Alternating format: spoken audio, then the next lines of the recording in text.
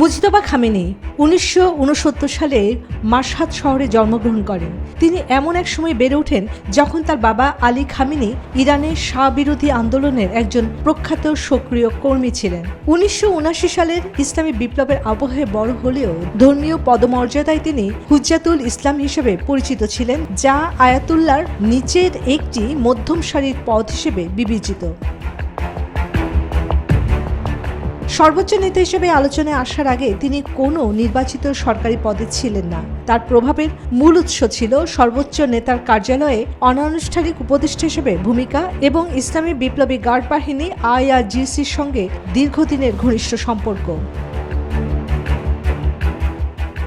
জনসমক্ষে খুব কম দেখা গেলেও তিনি আন্তর্জাতিক নজরদারি থেকে মুক্ত ছিলেন না।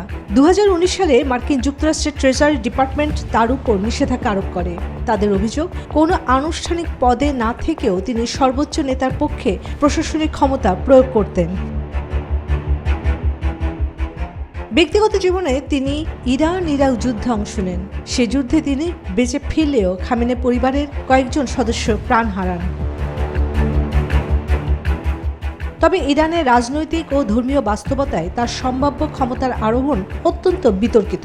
শিয়া ধর্মীয় পরিমণ্ডলে পিতা থেকে পুত্রের নেতৃত্বের উত্তরাধিকার সাধারণত সমর্থন পায় না, বরং ইসলামী প্রজাতন্ত্র নিজেকেই রাজবংশীয় শাসনের একটি বিকল্প হিসেবে তুলে ধরা হয়। বিশ্লেষকরা মনে করছেন IRGCর পূর্ণ সমর্থন থাকা সত্ত্বেও ধর্মীয় প্রতিষ্ঠান ও রক্ষণশীল মহলের একটি অংশের বিরোধিতার মুখে পড়তে পারেন তিনি।